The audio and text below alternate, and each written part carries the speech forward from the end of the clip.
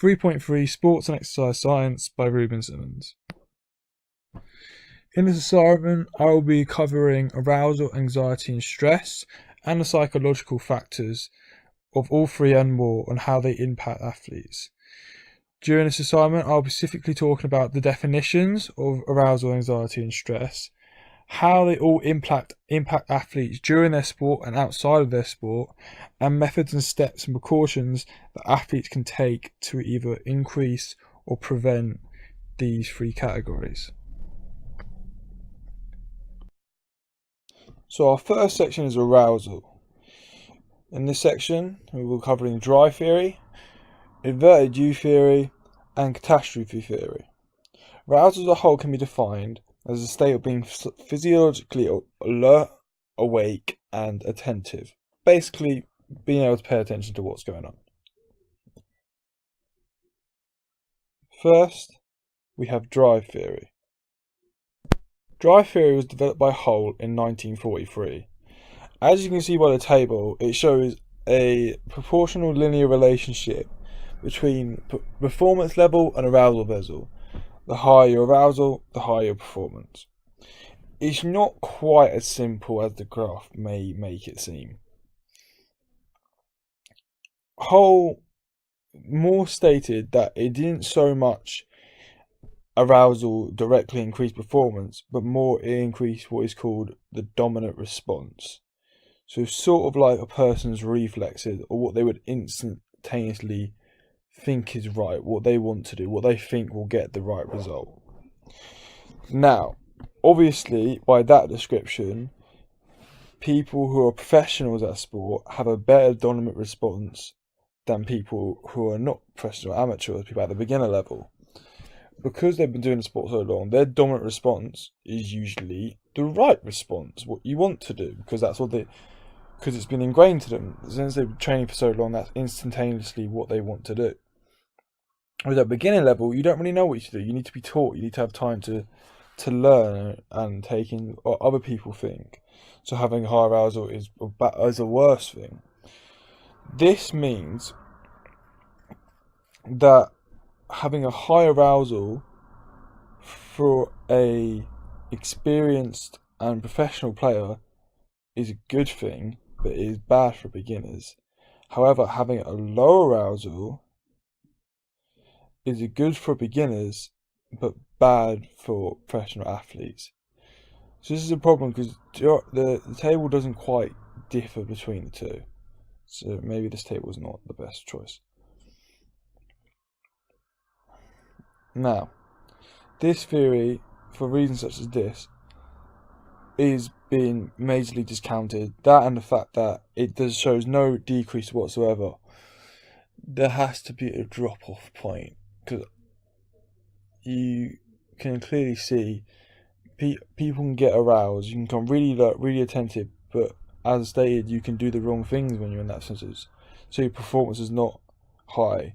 So there must be a decrease, which is why theories like this got replaced by theories such as inverted U theory, made by Yerkes and Dodson in 1908.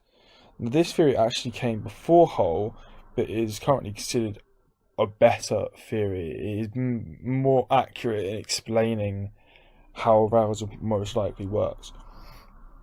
Now here, it clearly states that low arousal still has a low performance.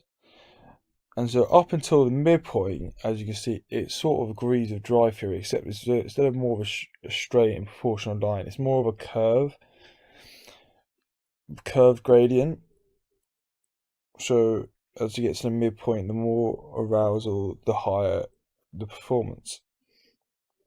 However, it does state there is an optimum arousal level. As you can see here, they believe that optimum arousal is the midpoint. Once you get over this point, then the more arousal you get after that, it decreases your performance. Basically saying really low arousal and really high arousal both can have a negative impact on the athlete's performance, despite whether they are beginners or experienced. Example, If an athlete made a mistake due to being really, really tired, this is because they would have really low arousal and not attentive. They're not paying attention. They would perform worse because they are not paying attention to the surroundings there, so they would make a mistake, which is an example of decreased performance. This theory, like all others, is also not perfect and has its fair share of criticisms, such as there is no set point for the optimum level of arousal.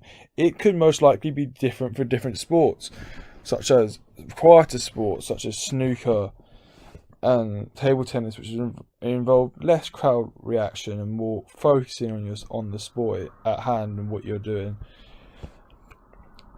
It could be say that this requires a lower level of arousal. For you don't want your brain to be all worked up. You want it to be nice and calm, peaceful, and you only really want to focus on one thing, not every little thing. However, for sports such as basketball, where you rely on, say, the crowd to hype you up, and what other people are doing, you need to make sure you know where all your teammates are all the time, where your defender is, where the ball is, who you're marking, make sure you're in a help position. You have more things to focus on, so you need a high level of arousal to perform better. So there's no definitive proof whatsoever that optimum performance is the midpoint.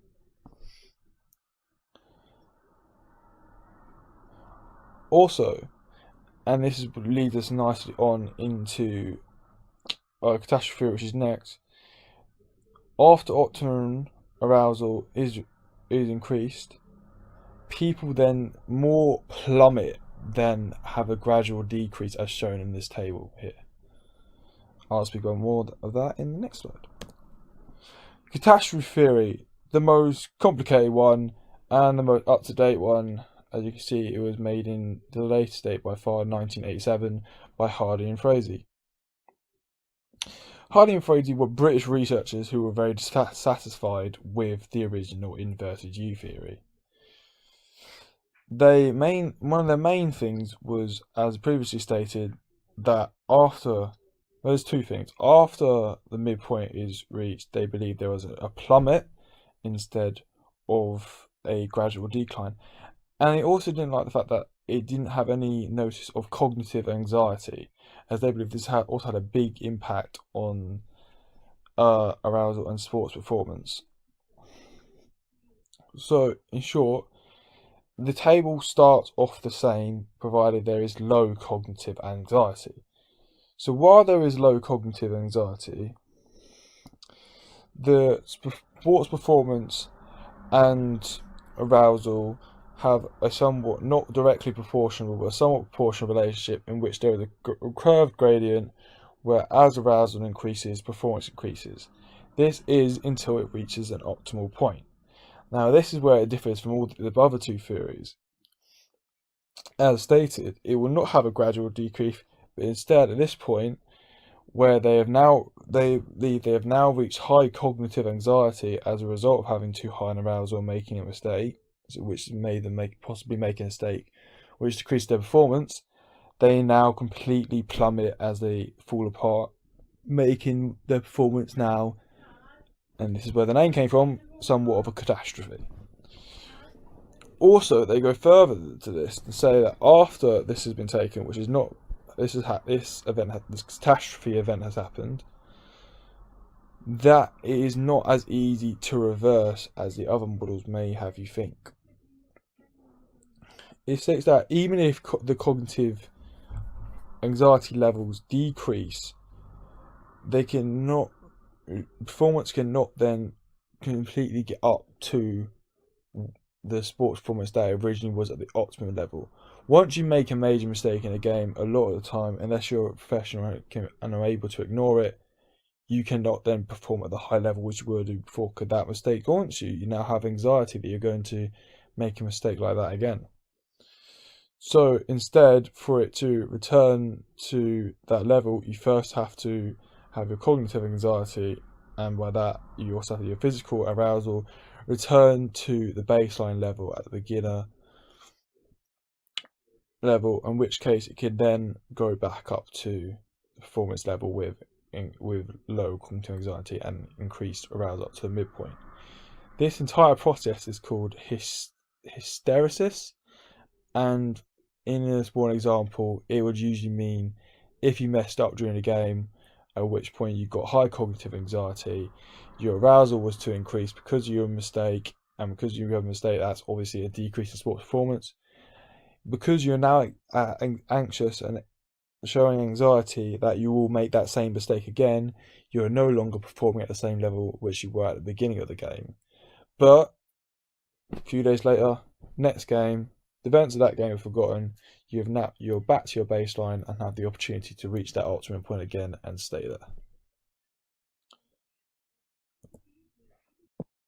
Anxiety. In this section, we'll be covering these four minor sections: cognitive somatic anxiety, trait and state anxiety, the impact of anxiety on performance, and the management techniques. Anxiety can be defined as an unpleasant psychological state in reaction to perceived stress which concerns the performance of a task under pressure. Cognitive and somatic anxiety. Cognitive anxiety includes concerns and worries that reduce the player's ability to focus before an event, and can also affect clutch situations. Basically, cognitive anxiety is the main part of anxiety, as it's the part that affects your brain and the way you process things. So you could experience cognitive anxiety hours before an event even takes place, despite overthinking it in your head. Say you had a very important match at the weekend, you're thinking about it on a Thursday, you're worrying about the result, you know that you need to win, you know that you need to pull through, and this leads into stress, and it can lead into decreasing arousal, as you are worried that you won't be able to live up to what you need to do to win that game, which gives you this cognitive anxiety. Then there is somatic anxiety. Somatic anxiety is triggered by the cognitive anxiety and is the physiological and affective elements that you experience in your body when you are anxious about an event. This usually happens more moments before the event takes place or during the event takes place. It includes things such as sweating and shaking, which is very obvious to see. The ones that aren't obvious to see is the heart rate and the breathing rate, which both experience an increase due to the sympathetic nervous system, which it releases more adrenaline before you partake in exercise, and this adrenaline then causes the SA node to increase the heart rate and ergo increase the breathing rate. High levels of cognitive and somatic anxiety can cause catastrophe. Can cause catastrophe in the catastrophe theory, as we've just discussed. As if, for example, a player was about to take a penalty, and at this point he experiences high levels of cognitive and somatic anxiety, the player is likely to crash or have a catastrophe and mess up and miss the penalty. State and trait anxiety. Trait anxiety, as mentioned in my topic on personality, is about something you're born with. It is intertwined personality, and it is born with traits about that perceive some situations as threatening. Now, it's very generalized, this one. So it'll be, say, sport in general, they find anxious about. It doesn't matter if it's football, baseball, netball, table tennis, any sort of sport, anything that they in which they feel will get pressure, which causes them stress, they get anxious about. And it will occur, and this sort of anxiety, it usually occurs on a daily basis. Then there is state anxiety. State is much less generalized and is very specific to certain situations. It could be specific to certain sports, but it is more often even further specific to certain parts of sport. Say, scared of taking, being scared of taking free throws that you know are very important to a game. So say you're a late game, basketball game, let's say it's overtime, you're down by 2 points, you have two free throws and then you have possession. You've got to make two free throws to have a good chance of winning the game. You could have specific anxiety about this moment. You could have been thinking about this moment beforehand, hoping that it didn't come down to this, had a bit of cognitive anxiety about it. Maybe that introduced some somatic anxiety, and now it is happening. This is state anxiety.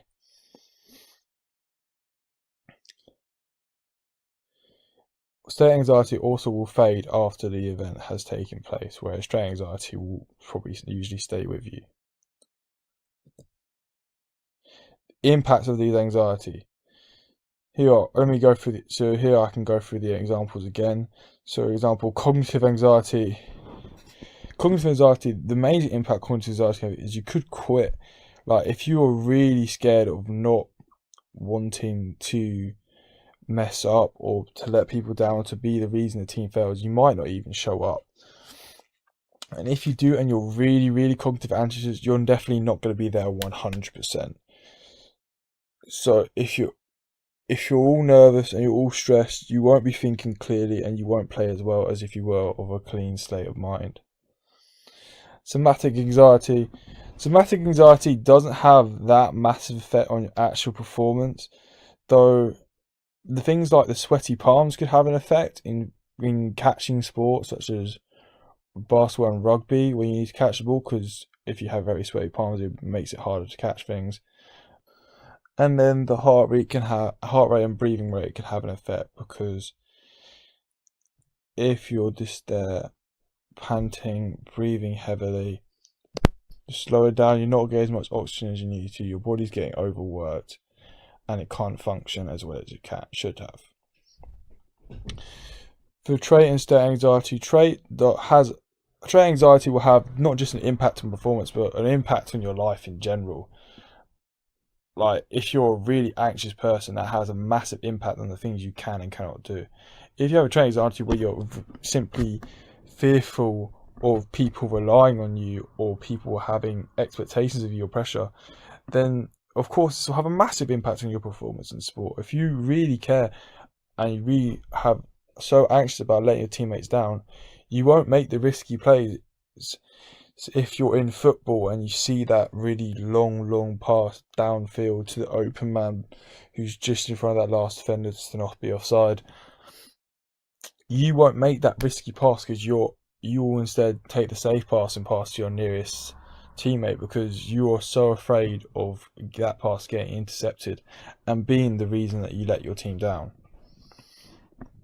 State anxiety will have very big impact on the performance, but only in specific moments. So like I said with that free throw, that could make or break the game. That's the whole game done based on those two free throws. Of course it's not all your fault. I'm sure there's other aspects that led to that score, but nevertheless, if that ends catastrophe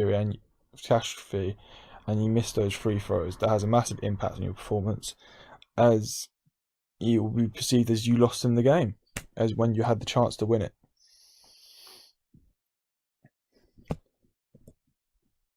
Management techniques. There are loads of videos and things you can listen to that describe how to get rid of anxiety. You can download apps such as Headspace, have people talking to you, but the three main things to help reduce management anxiety in sport are as follows. 1, warm up for your sport. If you're worried that maybe you weren't as good in practice before, or maybe you weren't feeling that well this morning, a good warm up kind of shakes that all out of you. It lets you know that you're ready to compete. You can get the nerves out of you. When you're warming up, you tend to forget the crowd as well. You forget there's people watching, and you get more in the mental mode of sport and competition, and it just really helps you get mentally ready for the game, prepared. particularly if you also warm up with in your inside your head, not just physically, but with mental imagery. You picture the game, you picture how it's going. You be positive. Because that leads me on to the second point, which is positive and rational thinking. Mental is very, very key, considering that most of anxiety is cognitive. A lot of cognitive anxiety is as a result of irrational thinking, thinking the worst of things, thinking what might happen, what if this happens. When reality fact, if you think through it rationally, and if you've done the practice beforehand, with those free throws, you shot 100 free throws a day before, you made over 80%. Rational thinking, you have a good chance of missing these free throws. You need to focus on being positive, get rid of those negative thoughts like, what if this is the 2 free throws that I miss out of 100?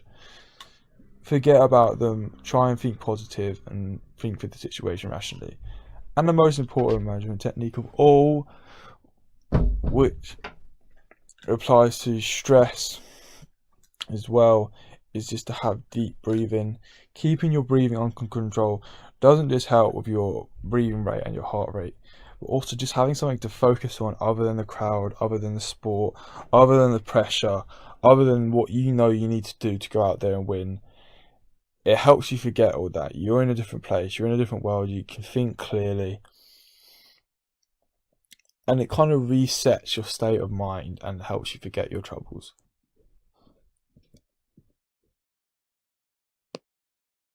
Stress.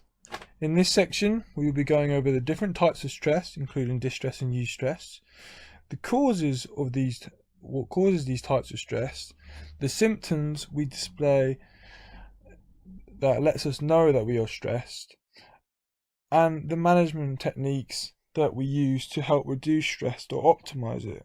Throughout these sections, I will also be going over sporting examples and how stress applies to sports.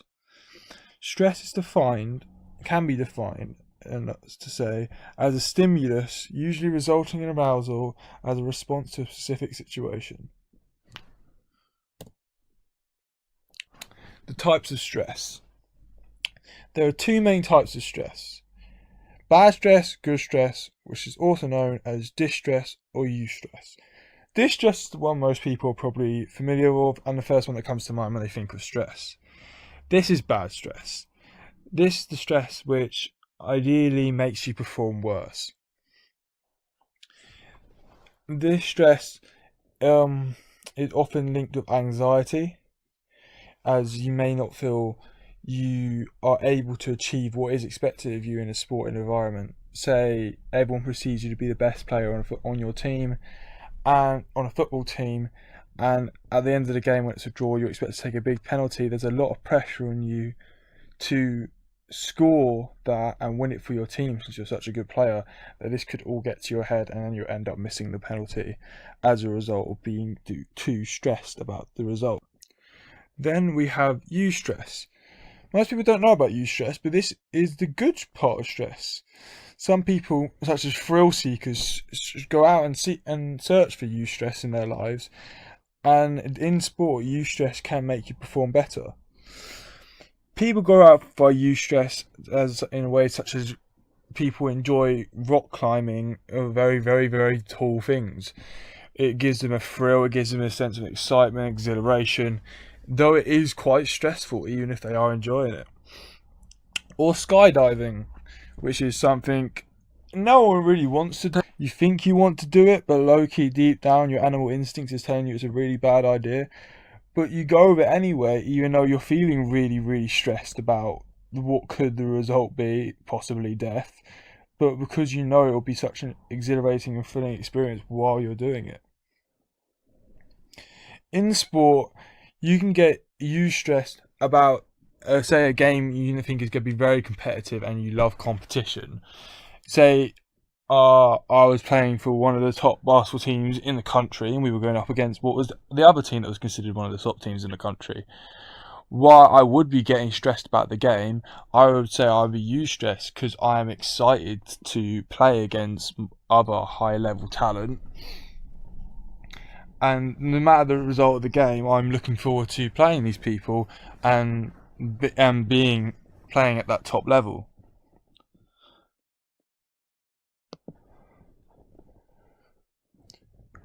Causes of stress. As I said before, when we talk about distress, stress is greatly linked with anxiety. So one of the good causes of stress, to use a demonstration, as I've already mentioned when talking about distress, is the fact that one of the causes, you may not feel that you can live up to what's expected of you in a sporting environment. You may not be able to score that penalty, you may not be able to win that game, you may not be able to carry your team to the level that is expected of you. Most stress is caused by environment, but it can also be caused by people. Now, as far as stressful environments go, work environments can be very stressful. If everyone around you is succeeding and doing better, you might feel that puts pressure on you to succeed and do better if everyone around you is improving, and this could cause you to worry that you're not doing as well as them, and once again leading to as a result of anxiety. Stresses are what we call environments that cause stress.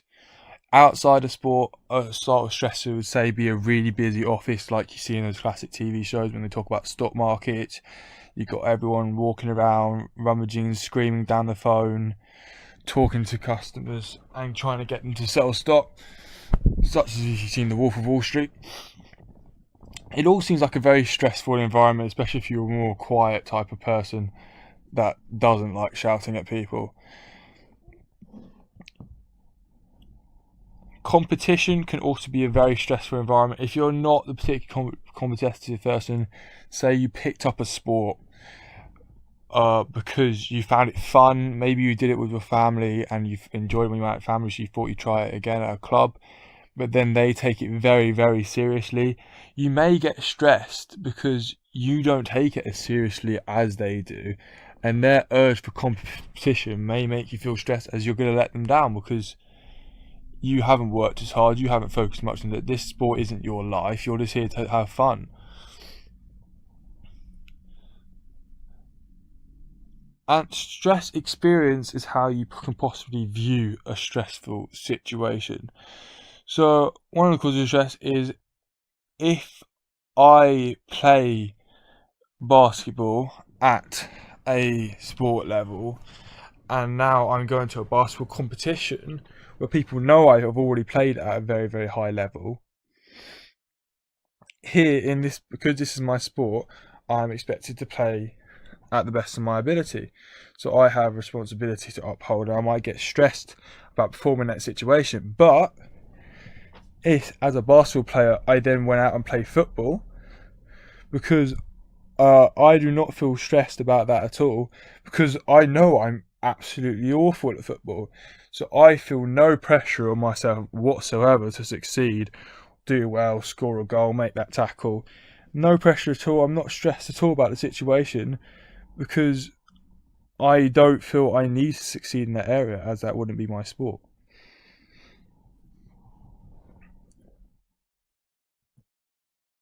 The symptoms of stress. I'm going to go through the ones shown here.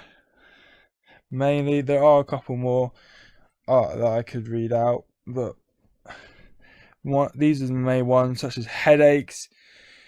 A lot of the stress is mental, so overworking your brain can cause you headaches. Stress can also lead to insomnia.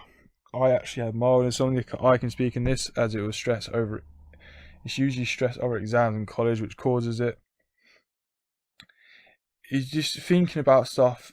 Keeps your brain active. You can't sleep if your brain's constantly worrying, say, about this important match you've got going on the weekend, or about you got in a fight with your coach and you're stressed about how you have to see him at the next session.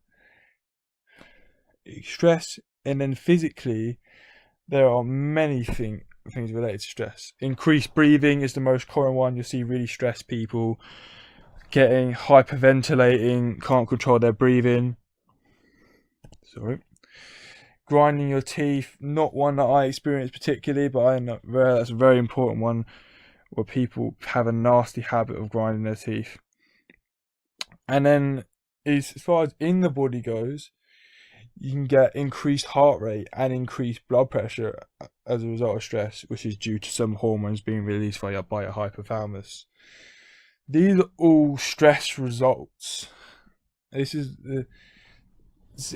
how we measure if someone is stressed or not. So you could theoretically measure stress by measuring someone's breathing rate, measuring someone's heart rate, measuring their blood pressure,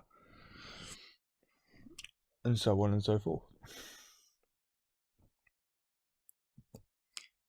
Management techniques. Management techniques can be divided into two categories: somatic and cognitive. Somatic is the body responses to stress, the physiological aspects, and cognitive is the mental responses to stress, the way our mind thinks and acts on stress. As far as somatic goes, there's two main ways in which you can control somatic stress. One is relaxation. Get yourself out of the stressor, so the stressful environment. Put yourself in an environment when you feel calm, you feel relaxed, you feel prepared. So a very good relaxing environment would just be your bed, somewhere where you feel that no one could hurt you, somewhere where you feel comfortable, where you're at your most relaxed and, I'd say, vulnerable state. And anything that can help you take your mind off what happens. And as you do this, you'll start to feel yourself becoming less stressed. You'll feel yourself just becoming more relaxed. Breathing control is a main one. Everyone does it. It's one of the main symptoms and the ways you can see someone's stressed is that they have increased breathing rate. Breathing control is very easy. You just practice your deep breathing. You count your breaths. You take one long breath in, one long breath out, one long breath in, one long breath out, until you feel that you no longer have to force yourself to do it, and it occurs naturally because now you're no longer stressed. Just having something else to focus on, in which this case you're breathing, helps you forget about the stressful things you were thinking of. Another one is focusing on your body's levels, such as heart rate and blood pressure. You can feel your heart rate. If you realise that you have an elevated heart rate or an elevated breathing rate, you can then psychologically work by thinking of it, and by wanting it to reduce, you can make it reduce by focusing, not just having to be in a relaxing environment, but just by thinking relaxing thoughts. You could then reduce your heart rate and reduce your blood pressure by just calming yourself down. Then cognitive. Cognitive is a bit more tricky, it's a bit more complex, but there are more ways in which you can manage it, such as just thinking things through. So rational thinking. You may be getting stressed over nothing. You could view, say we're the second top team in the league. We're about to play the first top team in the league. I'm nervous. They are allegedly better than us. They are more likely to beat us than we are to beat them. So I could be getting stressed that we're going to lose that game, and then that we miss out on our chance to, say, go through to the finals, as we will then fall into third. But if I think about it rationally, say we've played 20 games and they've won one more game than us and we haven't played them yet, then logically speaking, if they just play one more game and that's why they have one more win, then they could not be better than us. There's every chance that we might be better than them, or we're on an even playing field. In which case, I really haven't got anything to be stressed about, as I don't have any notion of what the result of the game could be at all. Just thinking things through sometimes stresses all in your head. It doesn't make any sense to anyone but you. Negative thought stopping. Saw this on Flip Teach.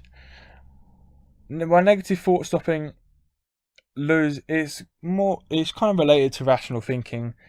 Random thoughts will enter your head throughout the day and throughout sport. What if this happens? What if I do this wrong? What if I miss this tackle? What if I get a foul while I do this block?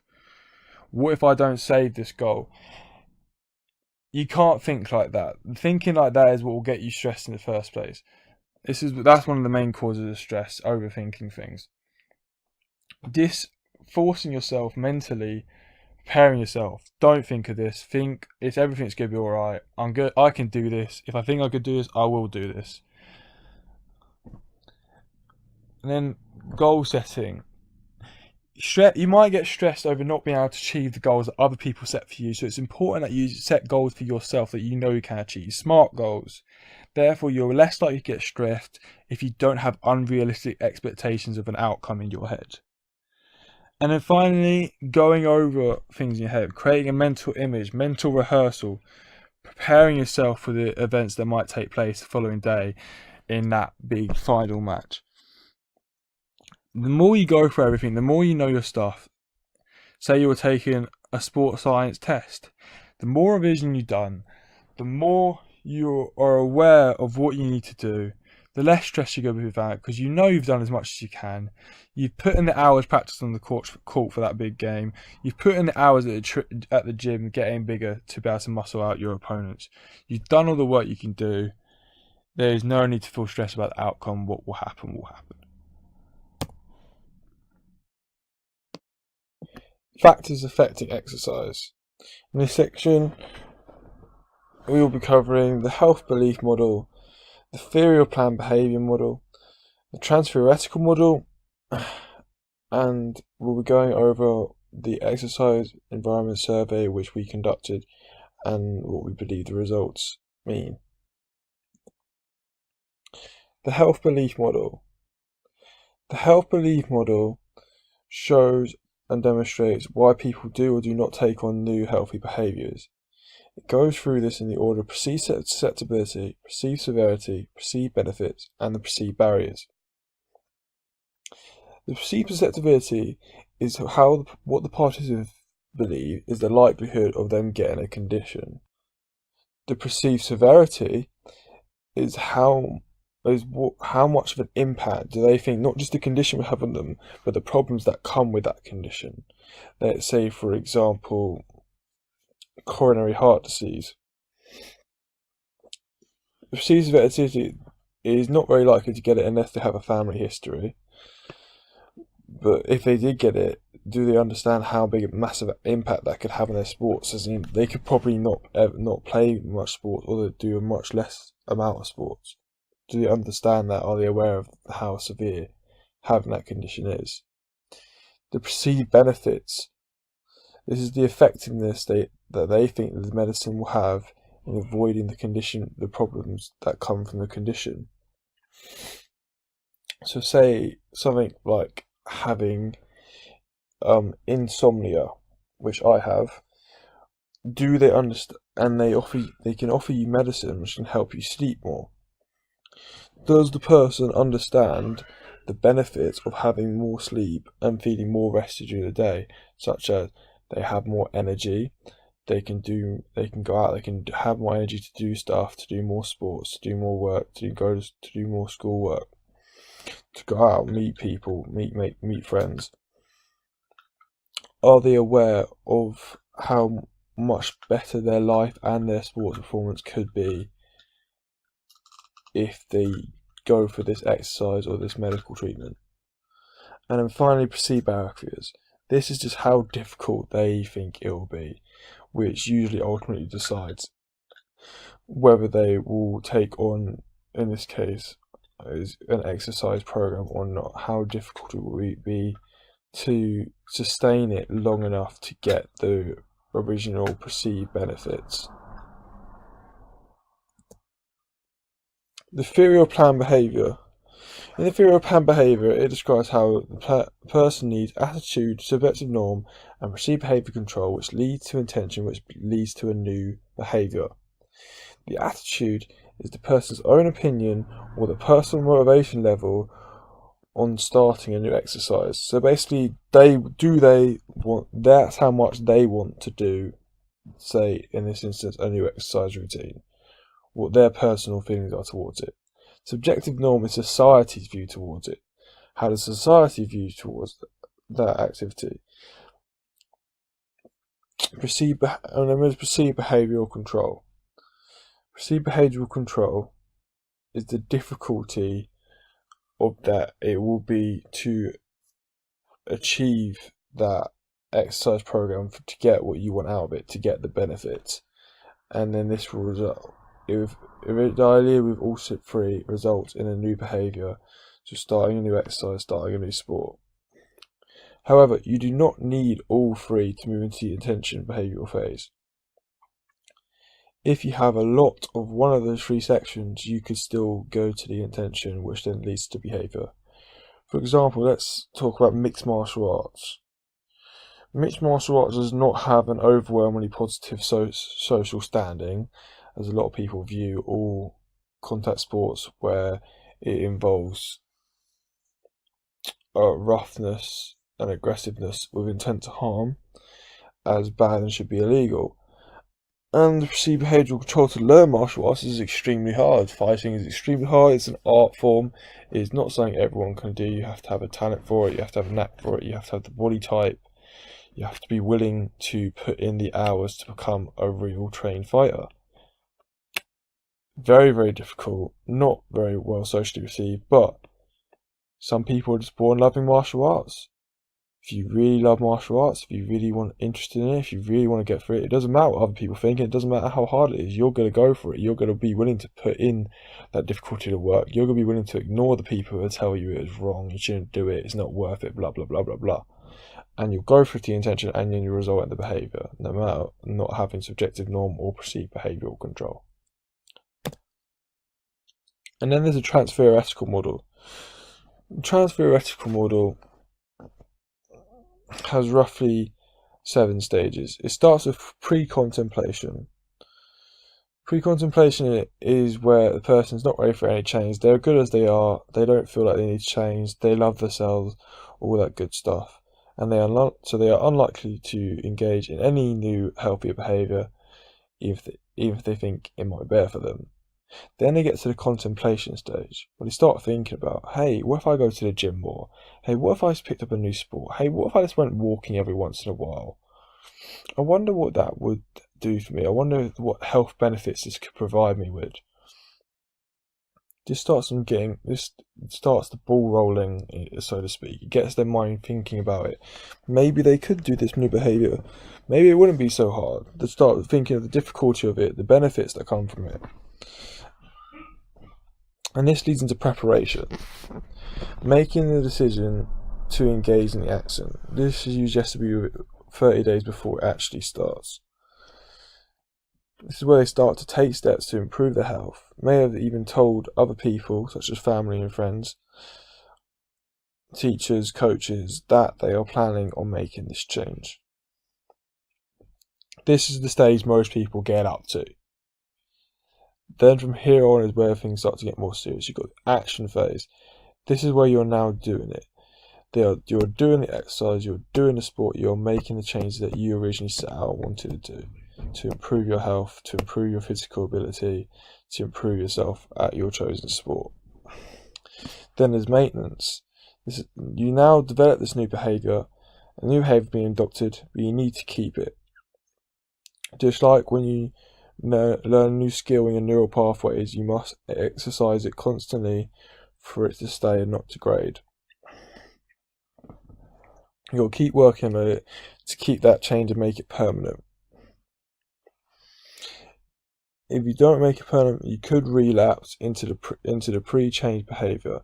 You fail to do the maintenance, and then you're back to square one. If you go to the gym for 3 months straight, that's brilliant. You've got this perfect body. But then if you don't go to the gym for the rest of the year, you eat unhealthy food, you don't go out for exercise, you're back to square one. You might as well never have done it at all. Termination, giving up. That's it. I did it. Move on with my life. No longer concerned with it. Exercise environment survey. In relation to the health belief model, we found that all the participants perceived the likelihood of getting the condition, understood how likely they were. Most of them found out that they weren't that likely of getting it. They all understood the severity of the condition, such as the impacts CHD may have on them. CHD was the one I asked about in question. Should have stated that. And they also understood the effectiveness of taking the medicine or going to do exercise outside would help them avoid that. The bit where everyone fell off, or not everyone, roughly 1/3, or a bit under 35%, stated that it is just too difficult. People basically could not be bothered to go out and do the exercise. This then leads me into relating this more into the theory of planned behaviour. So this roughly 35% of people would change, but the other 40%, the other 40 and 60%, 40% said it was because of the difficulty of change. They said it was too much.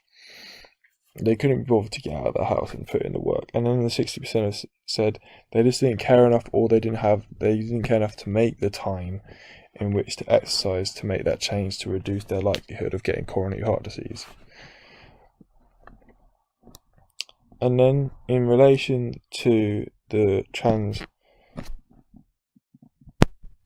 theoretical model, 100% of the participants of the study got to the preparation phase, so they say, and so they have got to the stage where they are willing to do it, of which then a mere 40% of them actually said they took action, which showed a massive decline.